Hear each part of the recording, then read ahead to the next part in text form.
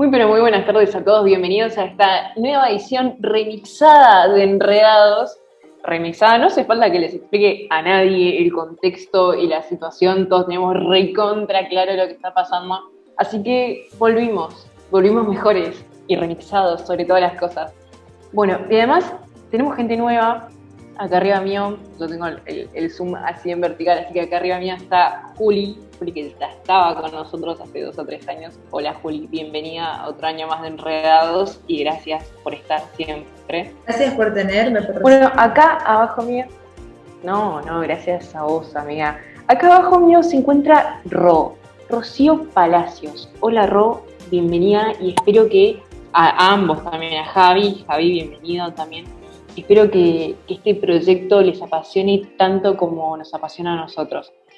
Bueno, quiero que me cuenten velozmente, perdón, me trabé, de qué años son y en qué carrera están y qué expectativas tienen para con el programa.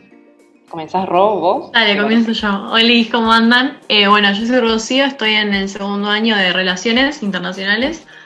Y bueno, la expectativa que tengo, yo había participado cuando era más chica en una radio hace un montón de tiempo y la verdad que me interesa un montón y me copa muchísimo la idea de poder charlar de temas que creo que a todos nos interesan y poder compartir nuestras opiniones o ideas. Entonces me parece re interesante. Estás en el lugar correcto, Ro. Javi, ¿cómo estás? ¿Cómo están? Bienvenido. Bueno, gracias. Yo soy Javier, estoy en segundo año de Ciencias Políticas. Y bueno, me sumé acá un poco porque quería conocer un poco más a gente de la facultad y además me parecía interesante de tener la oportunidad para investigar las cosas que me gustan y meterme un poco más en la carrera que estudio. Sin dudas, la verdad es que creo que todos los que hemos pasado por este programa resaltamos que sirve mucho para compenetrarse en la vida profesional.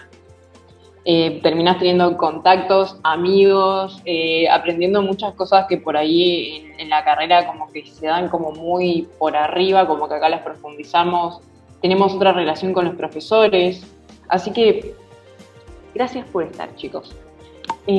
Bueno, ¿qué tenemos hoy? Tenemos 2 entrevistas, los programas serán en este formato por el momento. No sé en qué red lo van a estar viendo ustedes, pero esto que estamos grabando en este preciso momento va a ir a Facebook, a Instagram, a Twitter o todo en el formato correspondiente, a YouTube también, y se va a pasar a podcast. Vamos a estar trabajando en todas esas redes, y como ya les comentaba, esta es una de las cosas que vamos a estar haciendo, además de los podcasts, que van a tratar sobre temas específicos, que no van a ser programas como este.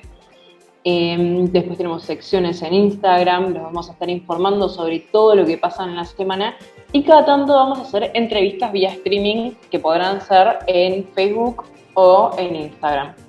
El programa de hoy es súper acotado, vamos a tener 2 entrevistas a Delfina Aramidet, que es la ex conductora de este programa y periodista de La Nación Data, y a Franco Marinone, que es como él.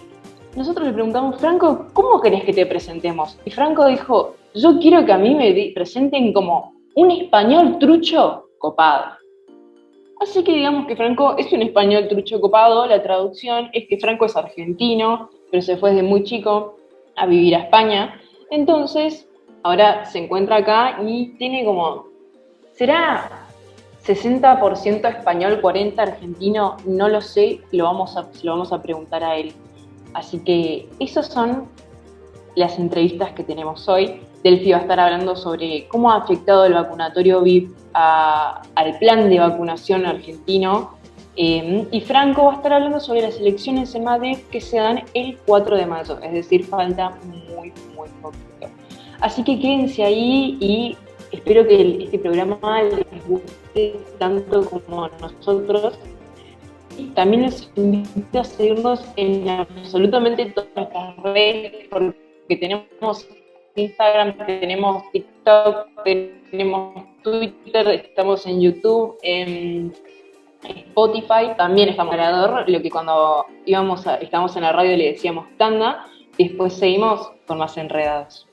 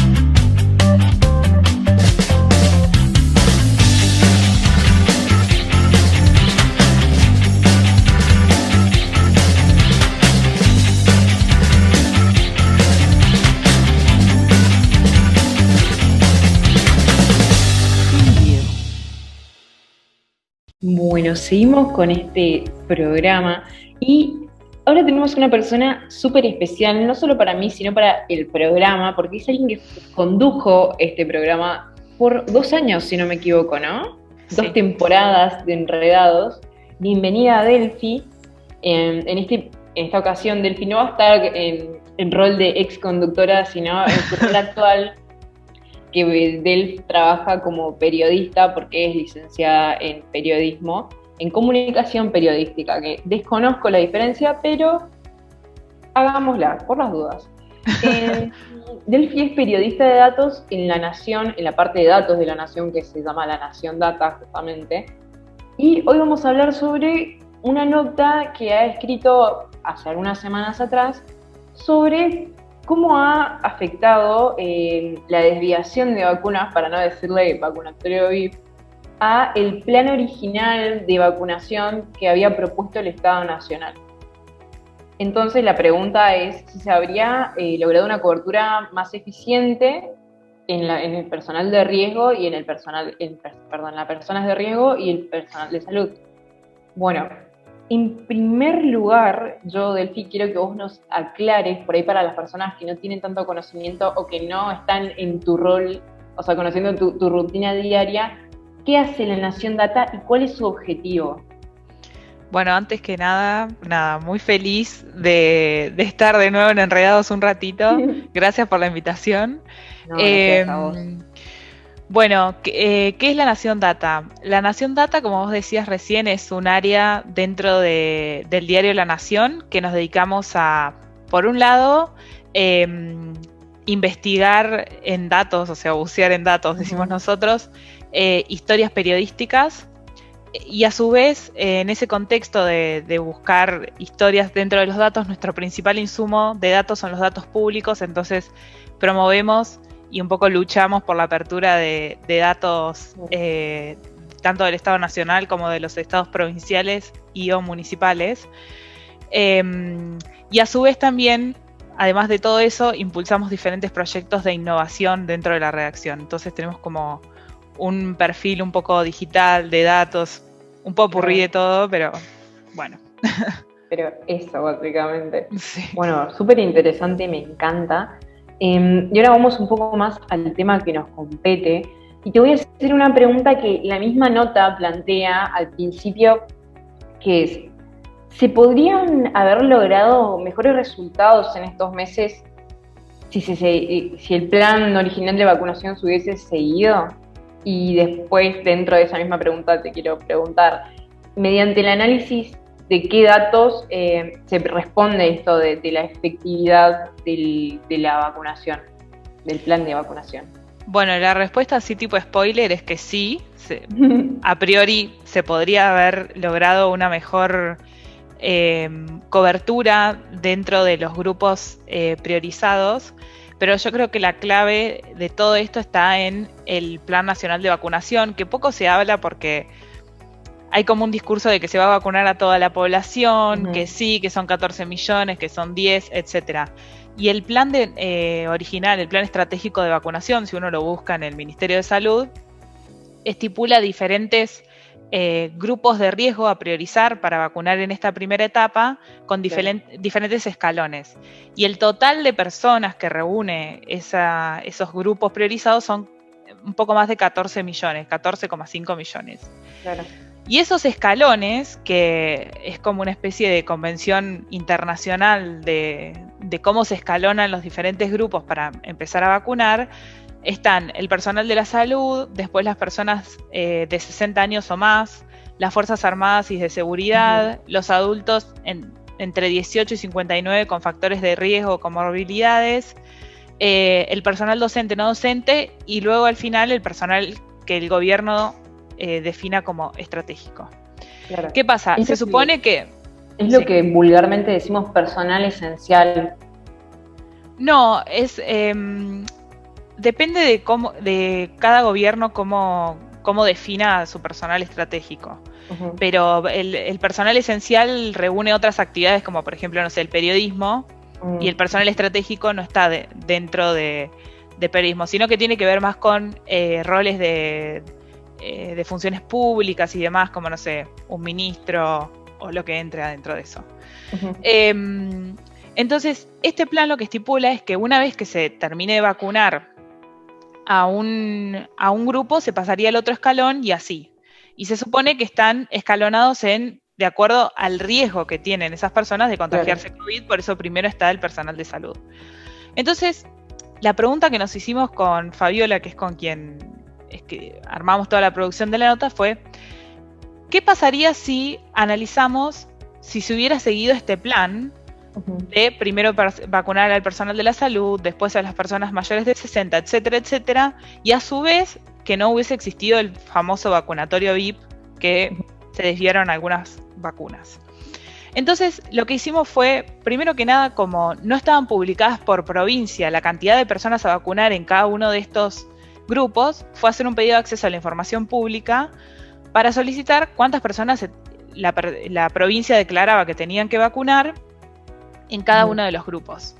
Entonces, después de una ardua espera de como un mes, recibimos ese pedido de acceso a la información, esa respuesta del pedido de acceso a la información, y teníamos la población total a vacunar. Entonces, lo que hicimos fue analizar, y a su vez, dentro de ese pedido, también solicitamos la cantidad de vacunas distribuidas a las provincias, porque las vacunas las recibe el gobierno nacional, el Estado nacional, y las distribuye a las provincias. Entonces lo que hicimos fue ir analizando llega un embarque de un vuelo de aerolíneas de Rusia con tantas dosis, cuántas se distribuyeron y a qué provincias. Y así con todos los vuelos y con las otras 2 vacunas que se están dando en este país, que son Sinopharm y AstraZeneca Covishield. Y Dalfi, te pregunto, en esta línea de charla, por así decirte, ¿hubo una distribución equitativa entre los diferentes distritos de Argentina? Porque estás mencionando que se separó en provincias y todo, y cada provincia en grupos, pero ¿hubo una distribución equitativa de verdad? Bueno, a eso iba. ¿Qué pasa? Uno, para distribuir las vacunas, puede definir diferentes criterios. El criterio que adoptó el Estado Nacional al principio fue distribuir de acuerdo a la cantidad de población total priorizada de estos mismos grupos, ¿no? Entonces, Buenos Aires tiene X porcentaje, la ciudad otro, y así con todas las demás jurisdicciones. Pero ¿qué pasa? Se supone que si uno tiene que seguir un plan con este escalonamiento, muchas provincias lo que argumentan es que se debería haber distribuido en base al porcentaje de la población del grupo priorizado. Entonces, si tal vez Buenos Aires o la ciudad de Buenos Aires tiene más población mayor de 60 que otras provincias, pero en el total recibe una menor cantidad dentro de esa repartición de la torta. Entonces, lo que argumentaban es que ellos recibían las dosis y no podían seguir avanzando porque, por un lado, no las tenían y segundo, que en su momento Sinopharm no se podía aplicar a mayores de 60, entonces tenían que ir avanzando con otros grupos. Entonces, eso fue lo que analizamos. Dijimos, bueno, este fue el criterio que adoptó Nación, que es distribuir de acuerdo a la población total de cada una de las jurisdicciones, y este es el criterio que definen o que defienden otras provincias. Y de acuerdo a ese criterio nos da que se podría haber realizado una cobertura un poco más equitativa o un poco mejor de lo que se hizo, porque, por ejemplo,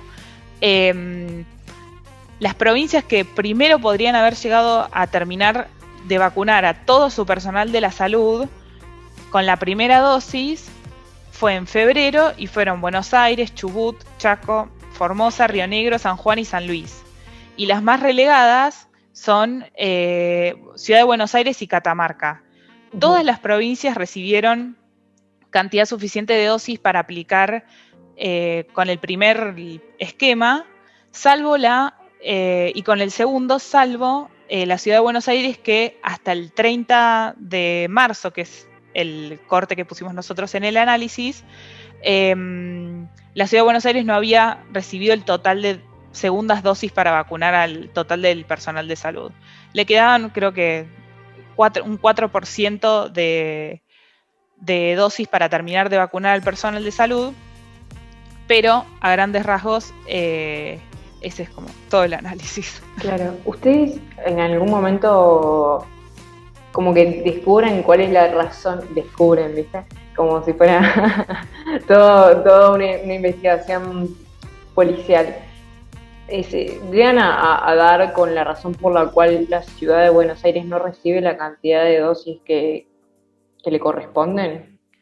Justamente por esto, porque Nación adquirió este criterio de distribuir en base al total de población priorizada y no en base a cada uno de los grupos. Claro. Entonces, respecto a lo que nos estás diciendo, ¿cuál es la situación actual? O sea, ¿y cuál es la proyección en el ritmo de vacunación? Después de la práctica y el error, ¿no? Porque en teoría la vacunación ya lleva un par de meses y los ministerios, tanto como la Nación, vieron cuáles fueron los resultados, que hasta el momento no han sido del todo satisfactorios. ¿Ha cambiado algo? Bueno, eso es algo que es un poco difícil de contestar, porque hay un montón de variables que influyen a la hora de calcular el ritmo de vacunación y estimar el fin de vacunación. Pero un cálculo muy simple que se hace es, bueno, esta provincia, ¿a cuántas personas ya vacunó? ¿A cuántas personas vacunó en la última semana? Y si siguiera este ritmo, terminaría en X cantidad de tiempo. Por ejemplo, ahora creo que la número 1, o sea, la que llegaría antes a terminar el esquema de la primera dosis es San Luis a toda su población. El problema de eso es que depende, o sea, está sumamente atado, es algo obvio lo que voy a decir, a la llegada de dosis y sobre todo a la llegada de segundas dosis que, como todos saben, están escaseando y no llegan, sobre todo de la Sputnik, que tiene otro componente. De las demás faltan llegar más dosis, pero es el mismo componente, entonces ahí es más una cuestión de qué política se toma, si se siguen dando primeras dosis o si se dan las segundas dosis de las personas que ya recibieron la primera. Entonces es bastante difícil evaluar y decir, bueno, cuál es el panorama, porque hay un montón de factores y de variables que dependen de esto, como las que ya nombré, y a su vez también lo que depende es de cómo las provincias van registrando la cantidad de vacunas que aplican, etcétera. Entonces, además de la complicación, en proveer las vacunas que no corresponde claramente, o sea, que no es sí es jurisdicción, pero por ahí no es problema del Estado Nacional, por ejemplo, que en Rusia no lleguen a producir la cantidad de vacunas, entre otras cosas. Y los errores, no fueron errores en realidad, sino las complicaciones y los desvíos de las vacunas. Vos decías que teníamos otros factores, podríamos enumerar algunos más, por ejemplo, que han afectado a la vacunación, ¿no? Sí, principalmente eso, porque otro de los factores que podría influir en esto es la capacidad instalada de cada una de las provincias para aplicar. Hay provincias que tardan un poco más en aplicar las dosis que reciben, como Misiones, Formosa y otras más, pero sí, rápidamente se me vienen esas a la cabeza. Esto se ve estrechamente ligado a la falta de personal de salud, ¿no? Puede ser falta de personal de salud, cantidad de establecimientos en donde se vacunan, cantidad de, de personal, capacidad instalada en general. Pero no es tan grave como la influencia de la llegada de dosis. Si uno traza la cantidad de dosis que se reciben y se distribuyen a las provincias y cómo va cambiando ese ritmo en la vacunación, claramente se ve que cuando hay una gran inyección de dosis, el ritmo, el tiempo en terminar de vacunar baja, pero impresionante, y cuando no se reciben, vuelve a subir un montón. Entonces, el factor tal vez más condicionante es la llegada de dosis y no tanto, y la distribución también, obviamente, pero no tanto la aplicación, porque a grandes rasgos se ve que las provincias tienen la capacidad instalada para vacunar. Y además también no es que son los 44 millones de argentinos, sino que son solo 14,5. Claro. Del, te agradezco inmensamente por tu tiempo y por proveernos de tu conocimiento, que es mucho. Y nada, muchas gracias por estar para nosotros hoy. Bueno, muchas gracias y fue un placer haber compartido estos minutos con ustedes y con Enredados. Bienvenidos a las caras nuevas que veo. Diviértanse un montón y bueno, para lo que necesiten acá estaremos. Gracias. Bueno, ahora vamos a hacer un pequeño break y después volvemos con una entrevista a Franco sobre las elecciones en Madrid. Quédense conectados.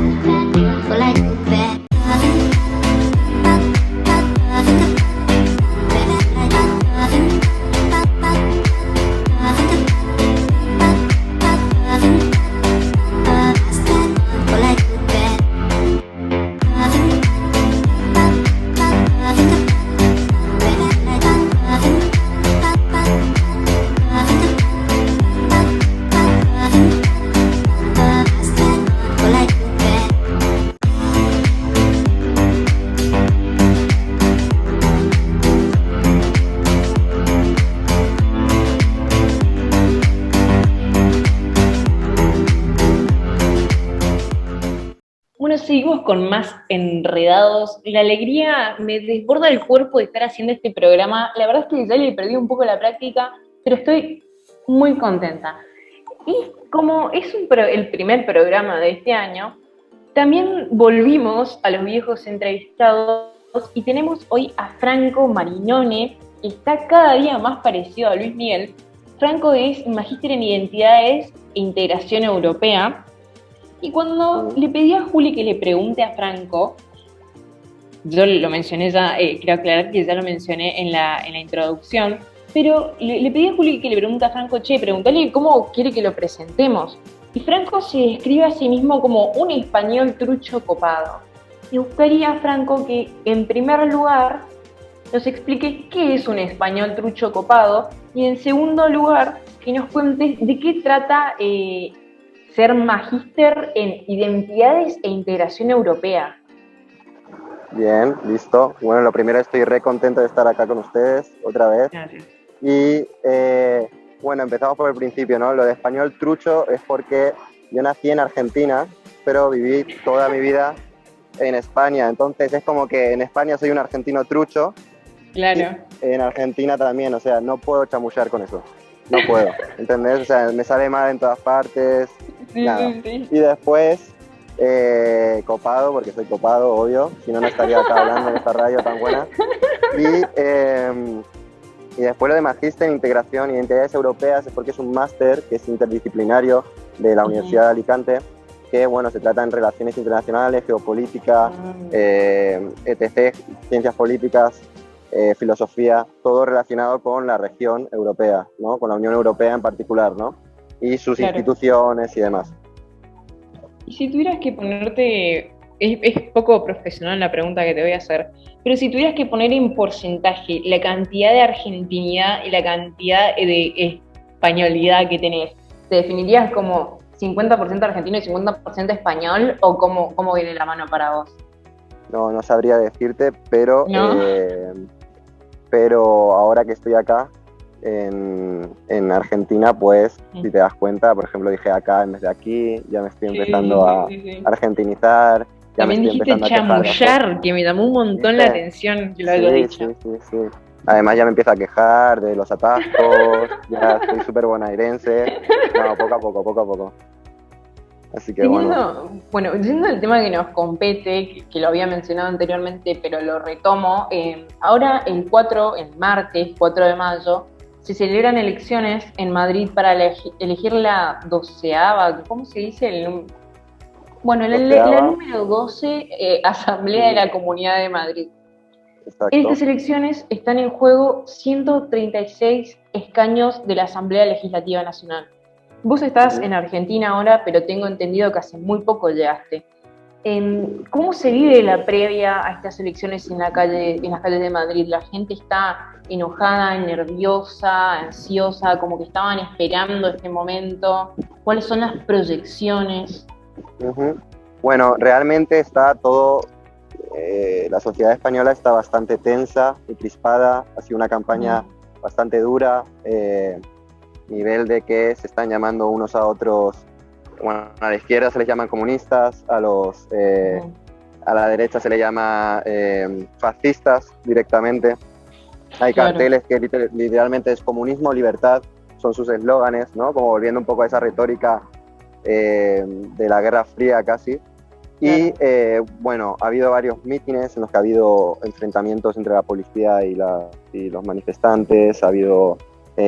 últimamente la noticia más importante, desgraciadamente, es que el ministro de Interior, Marlaska, del Partido Socialista, el líder del partido Podemos, de la izquierda, y ex vicepresidente de España, y otras personas han recibido cartas con amenazas de muerte, con balas, literalmente, y no es, digamos, ha sido un escándalo porque no es una tontería, en el sentido de que el mismo Ministerio de Interior ha dicho que es algo grave y que son gente que aún no se sabe exactamente quién es, pero que no son, por decirlo así, de forma más informal, un boludo que lo envió desde casa, ¿no?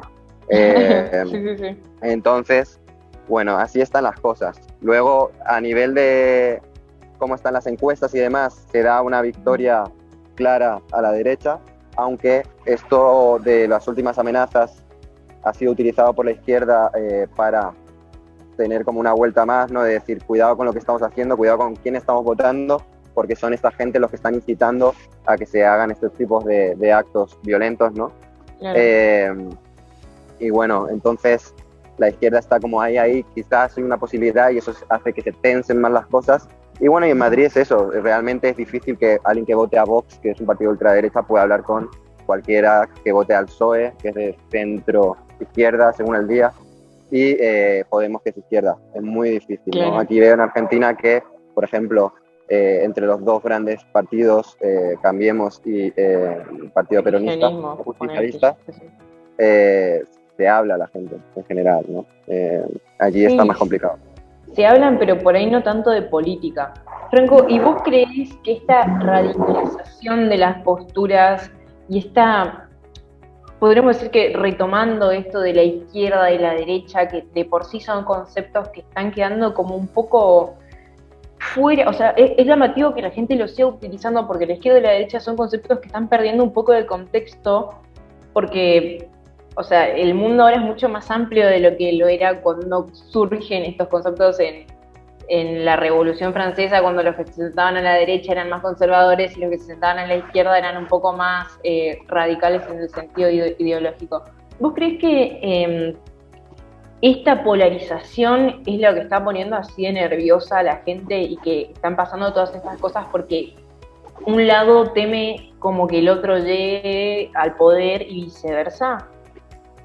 Sí, obvio. Esta estrategia de polarización que se está utilizando mucho, sobre todo, digamos, la líder del Partido Popular, Ayuso, se le ha denominado como tener una estrategia trumpista, o sea, al estilo de Trump, de generar esa polarización en la sociedad, ese enfrentamiento, mentir hasta que algo sea verdad.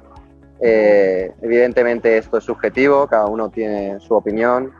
Mi opinión sí que se ha dado eso, y el problema es que bueno, la izquierda no se queda atrás con eso. Entonces, o sea, si a ellos lo llaman comunistas, ellos los llaman fascistas a Ayuso, que evidentemente más allá de la retórica no es fascista, ¿no? El Vox habría que ver, ¿no?, hasta dónde quiere llegar, pero por ejemplo Vox es un partido de ultraderecha que evidentemente genera, como se dice aquí, una grieta, porque se está diciendo básicamente que está en todo lo que es en contra de la ideología de género, está diciendo que aún que los menas hace poco pusieron un cartel, literalmente, idéntico a lo que se puso, un cartel nazi, de la época nazi, en la que se decía, en lo original se decía como este tarado, ¿no?, quita dinero a una familia alemana, ¿no?, racialmente aria.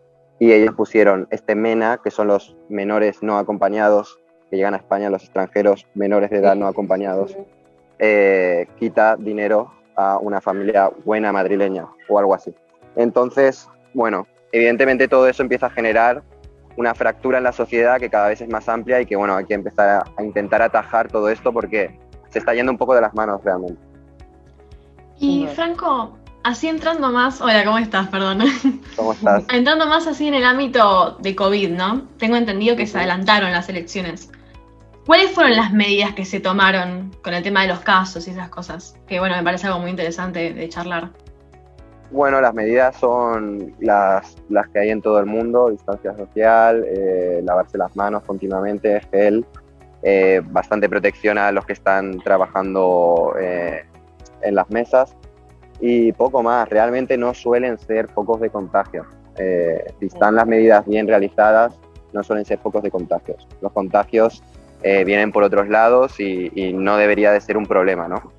Claro. Igualmente España está en una buena situación.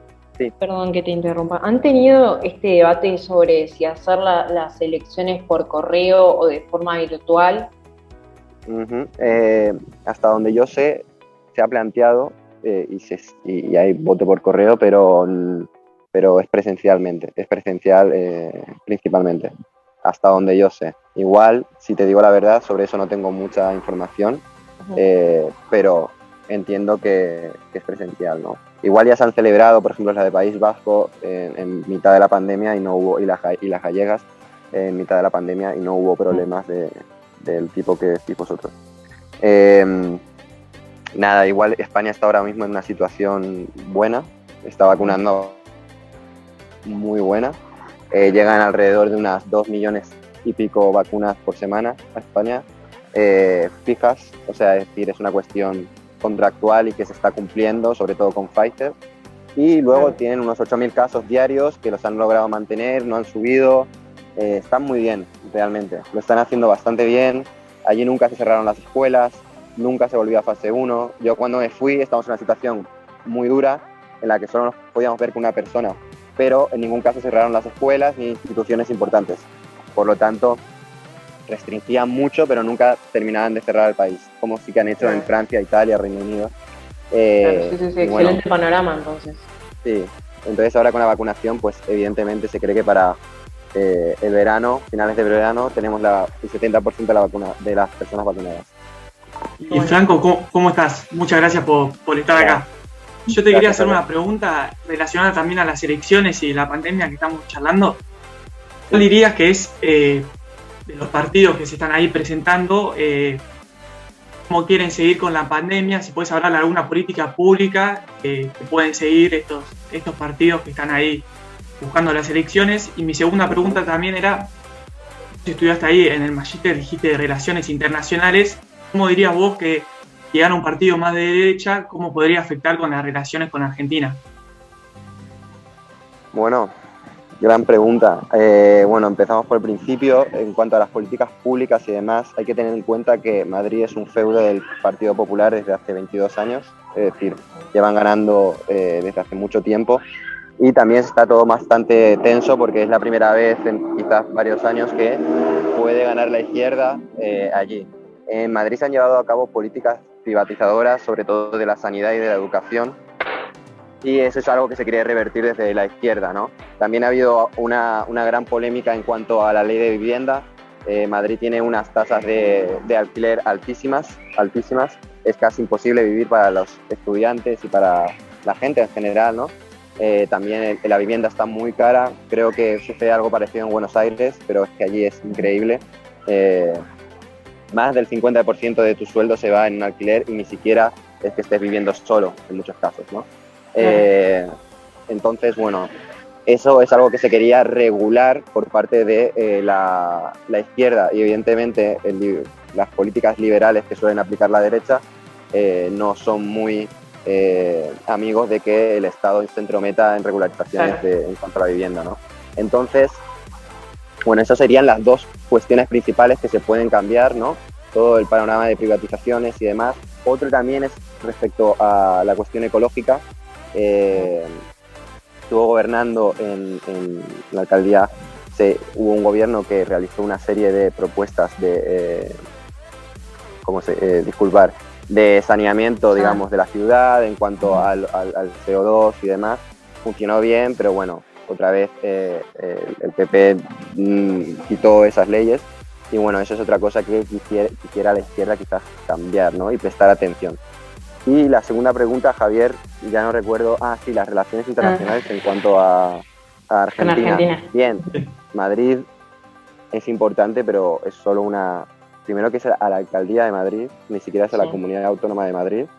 Y segundo, quizás lo que podría repercutir, digamos, es que si hay una victoria fuerte del PP, el PP se reforzaría de cara a las elecciones generales y en las elecciones generales podría ganar y ahí haber un cambio en cuanto a las relaciones con Argentina. Pero realmente es algo, sería hacer futurología y ahora mismo no podría darte una opinión formada sobre el tema. Franco, las elecciones madrileñas tienen mucho peso dentro de las elecciones nacionales, es decir, quien gane en Madrid, ¿tendrá ventajas después en las elecciones nacionales o la influencia es nula? Estas sí, estas especialmente sí, porque Ayuso, dentro del Partido Popular, se presenta como Ayuso va a ganar, eso está claro. Por las encuestas. Que no le dan los votos, claro, pero además las encuestas le dan una victoria rotunda, todos saben que van a ganar, pero le faltan unos cuantos escaños para sumar la mayoría absoluta, que los tiene que sacar de Vox. Lo que pasa es que la izquierda, entre los tres partidos de la izquierda, pueden sumar también una mayoría absoluta que le quitarían la victoria a Ayuso, a pesar de la más votada, ¿no? Entonces, esta victoria ya pronosticada de Ayuso le daría fuerza para entrar como presidenta del Partido Popular y presentarse ella a las elecciones posteriores a la nación, digamos. Claro. Porque el líder ahora mismo que es Casado, Pablo Casado, del Partido Popular, está muy quemado. Es alguien que, bueno, que están dejando que se queme, básicamente, y entonces hay dos candidatos que son Ayuso y el otro candidato sería Feijóo, que se encuentra en la comunidad de Galicia, que lleva ganando hace eternamente, digamos, hace como también su cuarta candidatura ganada, y bueno, son las dos fuertes, digamos. Claro. Bueno, Franco, cuando pasen las elecciones seguramente te vamos a llamar de vuelta para hacerte un par de preguntas más, tal vez para Instagram o para hacer algún hilo en Twitter, pero te agradezco tu presencia acá hoy, sobre todo porque no les comenté, pero Franco, ustedes lo ven con la batita verde, es porque está ayudando en los vacunatorios de la ciudad. Y nada, sobre todo felicitarte por eso, Franco, porque yo te decía antes de que comenzamos este bloque que hay que tener valentía para estar ahí. Yo, por ejemplo, no me animé, así que mis felicitaciones y te agradezco por tu tiempo de hoy. Bueno, muchísimas gracias. Seguiremos trabajando para que salga todo bien por acá también. Y nada, encantado de estar con vosotros. Ojalá nos podamos ver pronto. Gracias. Bueno, cuídense. Nos vemos. Bueno, ahora vamos a un pequeño break y después seguimos con más Enredados.